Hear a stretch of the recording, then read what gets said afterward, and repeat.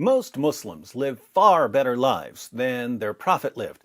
But since they know next to nothing about their prophet, they think that their prophet lived a far better life than they're living.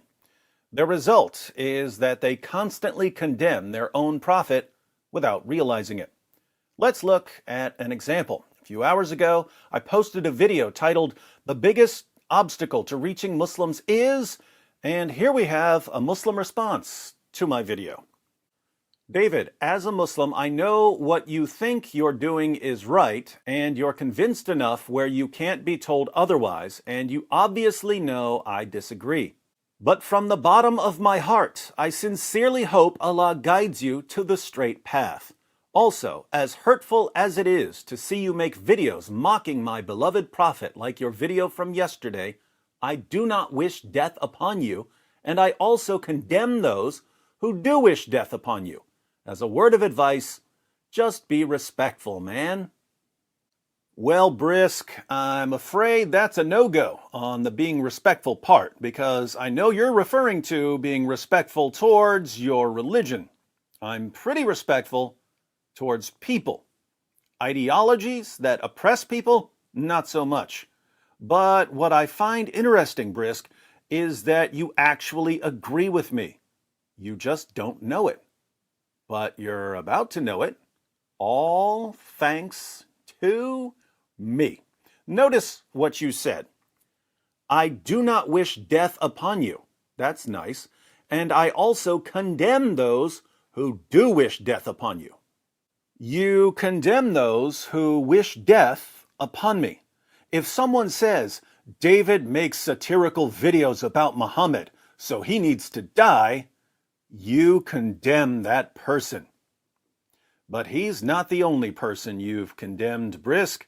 Welcome to the D. Wood School of Islamic Instruction, where you just got a scholarship. When Muhammad took Mecca, he gave his followers a list of people who were to be killed even if they were found hiding beneath the curtains of the Kaaba. Let's read about 3 of them in Ibn Ishaq, pages 550 to 551. Another was Abdullah ibn Qatal of Banu Taym ibn Ghalib. He had become a Muslim, and the apostles sent him to collect the poor tax in company with one of the Ansar. He had with him a freed slave who served him. He was a Muslim. When they halted, he ordered the latter to kill a goat for him and prepare some food, and went to sleep.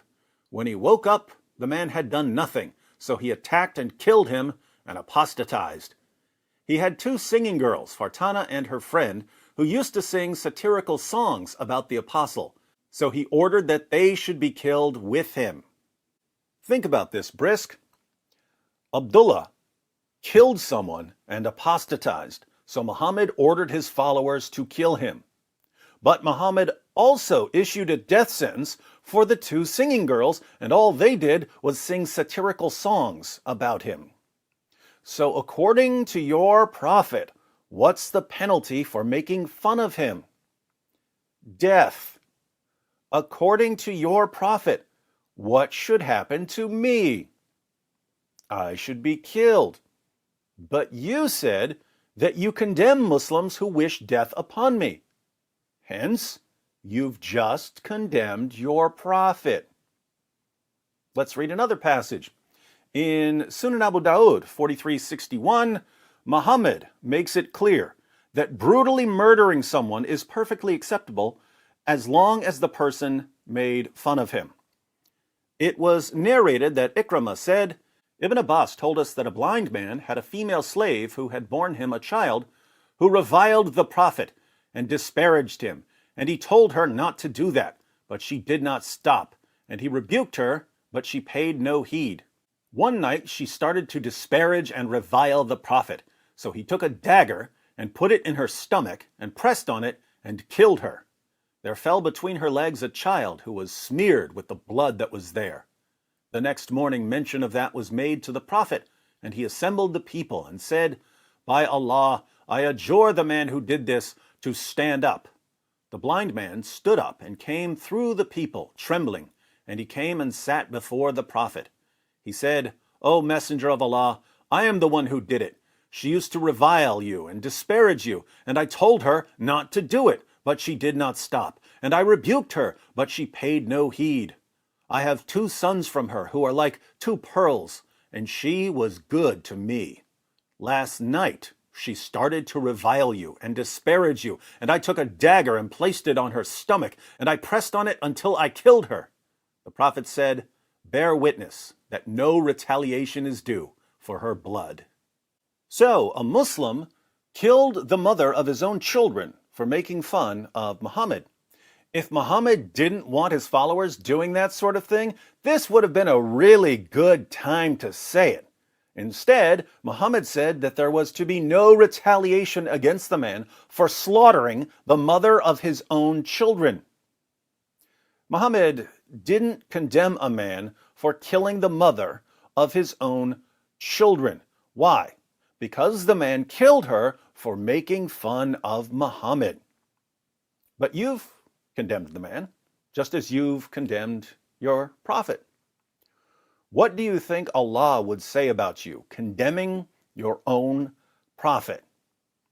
We don't have to wonder, because he tells us in Surah 4, verse 65 of the Quran, Allah proclaims, but know by your Lord, they can have no faith until they make you, O Muhammad, judge in all disputes between them and find in themselves no resistance against your decisions and accept them with full submission.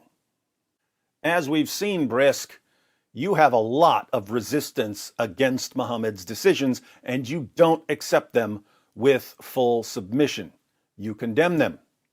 Hence, according to Allah, you have no real Islamic faith. You're an apostate, according to your God. So, Brisk, you and I are united in condemning your prophet. The only difference is, I know that I'm condemning your prophet, while you don't know that you're condemning your prophet. But you know now, all thanks to me.